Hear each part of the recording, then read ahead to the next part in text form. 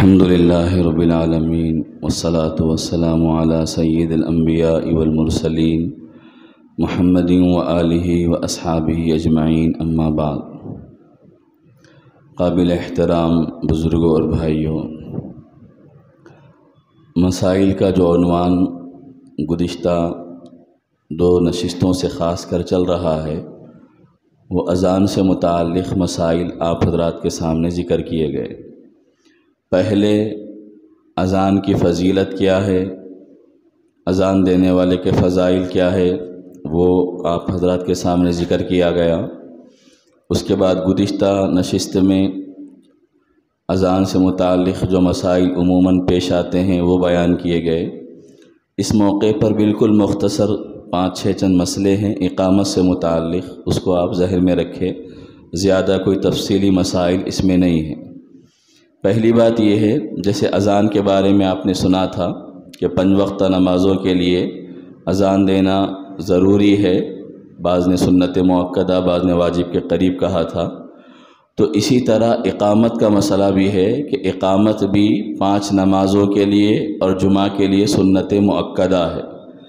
5 نمازوں کے لیے جو نماز جماعت کے ساتھ پڑھی جائے گی اس نماز کے لیے اقامت کہنا سنت مؤکدہ ہے۔ اسی طرح جمعہ کے موقع پر بھی اقامت کہنا سنت مؤکدہ ہے۔ اور اقامت دینے کا طریقہ، اقامت کا مسنون طریقہ یہ ہے کہ اولاً ایک سانس میں 4 مرتبہ اللہ اکبر کہا جائے۔ یہ طریقہ آپ لوگ ذہن میں رکھیں، کیونکہ بعض اوقات کسی کو اقامت دینے کی نوبت پیش آ جاتی ہے تو ہم کو طریقہ معلوم رہے گا تو ہم اقامت صحیح دے سکیں گے۔ پہلی جو 4 مرتبہ، پہلی مرتبہ جو اللہ اکبر ہے، ایک ہی سانس میں اللہ اکبر اللہ اکبر اللہ اکبر اللہ اکبر، یہ ہے۔ اس کے بعد اشہد ان لا الہ الا اللہ اشہد ان لا الہ الا اللہ، یہ بھی ایک سانس میں 2 مرتبہ اشہد اللہ۔ اور ہر ایک کا جو آخری حرف ہوگا اس کو آپ سکون ساکن پڑھیں گے، یعنی اس کا حرف ظاہر نہیں کریں گے، جیسے اشہد ان لا الہ الا اللہ وہ نہیں پڑھیں گے، اللہ اکبر نہیں، اللہ اکبر اللہ اکبر اللہ اکبر اللہ اکبر اللہ اکبر۔ اسی طرح اشہد ان محمد رسول اللہ اشہد ان محمد رسول اللہ۔ اس کے بعد حی علی الصلاۃ حی علی الفلاح۔ اس میں مسئلہ یہ ہے کہ حی علی الفلاح اذان میں تو سنت ہے کہ حی علی الصلاۃ پر دائیں طرف دیکھیں گے، حی علی الفلاح پر بائیں طرف دیکھیں گے۔ لیکن اقامت کے بارے میں علماء نے 2 باتیں ذکر کی ہے۔ بعض نے کہا ہے کہ اذان ہی کی طرح اقامت میں بھی حی علی الصلاۃ حی علی الفلاح کی طرف دائیں اور بائیں دیکھنا ہے۔ بعض نے کہا کہ اس کی ضرورت نہیں ہے، آپ بغیر دائیں بائیں مڑے ہوئے بھی اللہ اکبر کہہ دے سکتے ہیں۔ اس وجہ سے کہ جن لوگوں نے یہ کہا ہے کہ دائیں بائیں مڑنے کی ضرورت نہیں ہے، اس کی وجہ یہ ہے اذان میں دائیں بائیں مڑنے کا حکم اس لیے ہے تاکہ آواز زیادہ بلند ہو کے دائیں طرف بھی جا سکے بائیں طرف بھی جا سکے۔ لیکن چونکہ اقامت میں آواز کو بلند کرنا مقصود نہیں ہے، اذان کے مقابلے میں اقامت پست آواز میں چھوٹی آواز میں دی جائے گی، اور اقامت کا مقصود مسجد کے اندر موجود لوگوں کو جماعت کے کھڑے ہونے کی اطلاع دینا ہے، تو وہ تو حاصل ہو جائے گا۔ اس واسطے نہ بھی مڑے تو اقامت ہو جائے گی۔ تو ہم کو مسئلہ ذہن میں یہ رکھنا ہے، اگر کوئی دائیں طرف مڑ رہا بائیں طرف مڑ رہا تو بھی ٹھیک ہے مسئلے کے اعتبار سے، اگر کوئی بغیر گردن کو پھیرے ہوئے حی علی الصلاۃ حی علی الصلاۃ حی علی الفلاح حی علی الفلاح کہہ دے تب بھی اقامت درست ہے۔ تو اسی طرح قد قامت الصلاۃ کے بارے میں گزشتہ بھی ذکر کیا گیا کہ قد قامت الصلاۃ یہ طریقہ صحیح ہے، قد قامت الصلاۃ قد قامت الصلاۃ یہ طریقہ صحیح نہیں ہے۔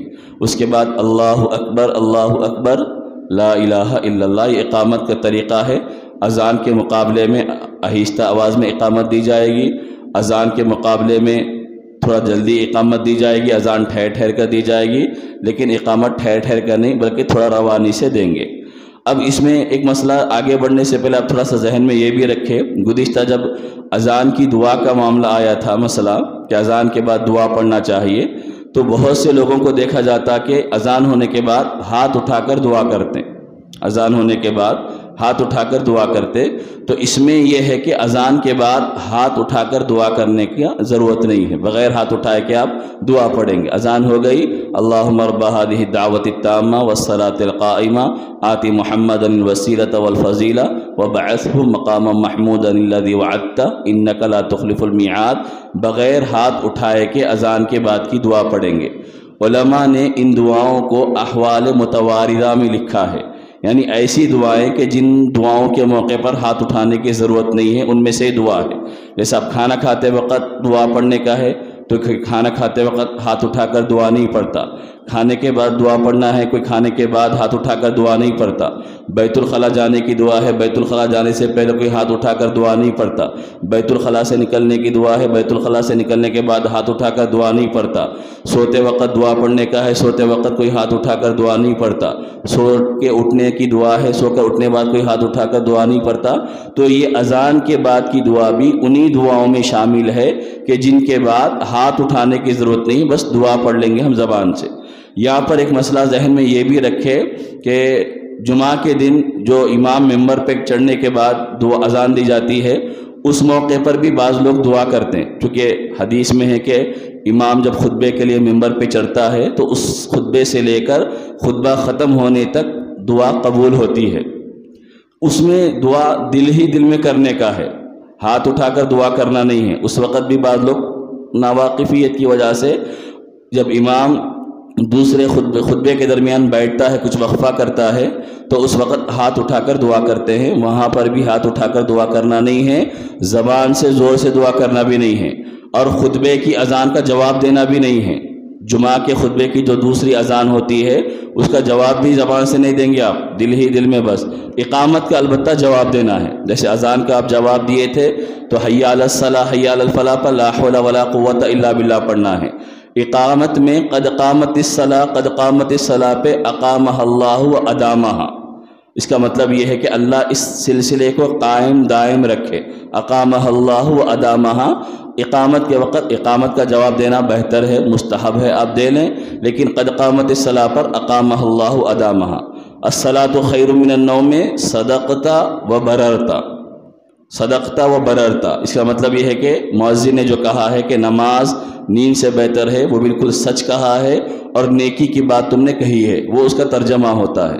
تو یہ بات ضمناً آپ ذہن میں رکھیں، چونکہ اذان کے بعد بھی لوگ ہاتھ اٹھا کر دعا کرتے ہیں، یہ دعا نہیں ہے، ہاتھ اٹھا کر دعا نہیں ہے، دعا کرنا ثابت ہے لیکن ہاتھ اٹھانے کی ضرورت نہیں ہے۔ جمعہ کے دن خطبے کے موقع پر بھی ہاتھ اٹھانا نہیں ہے، بس دل ہی دل میں دعا کرنا ہے، یہ مسئلہ ہے۔ اس کے بعد اذان کا یہ اقامت کا طریقہ ہو گیا۔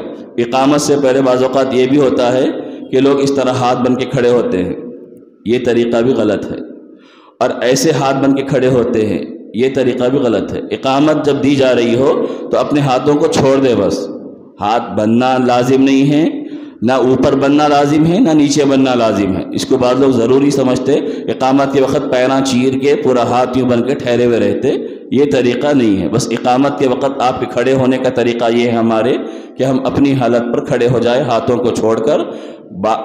اب غیر اختیاری طور پہ باندھ لیے کوئی مسئلہ نہیں ہے، غیر اختیاری طور پہ کسی کا ہاتھ یہاں پر آ گیا، وہ نہیں چاہ رہا تھا، اس میں کوئی حرج نہیں ہے، لیکن یہ سمجھنا کہ یہ اقامت کا طریقہ ہے کہ ہاتھ بن کے ہم مصلی کھڑے رہیں، مقتدی کھڑے رہیں، یہ اس کا ثبوت نہیں ہے اور یہ طریقہ صحیح نہیں ہے۔ مؤذن اس کے بعد یہ ہے، عام طور پر جو مسئلہ زیادہ پیش آتا وہ یہ بھی ہے، جس میں ہم سب کی کوتاہیاں ہوتی ہے، وہ یہ ہے کہ آپ مسجد میں ایسے وقت آئے ہیں کہ نماز کے جماعت کے لیے 1 منٹ باقی ہے، 1.5 منٹ باقی ہے، اب یہ دیکھا جا رہا کہ لوگ کھڑے ہوئے ہیں جماعت کے انتظار میں، غلط ہے، مکروہ علماء نے لکھا ہے۔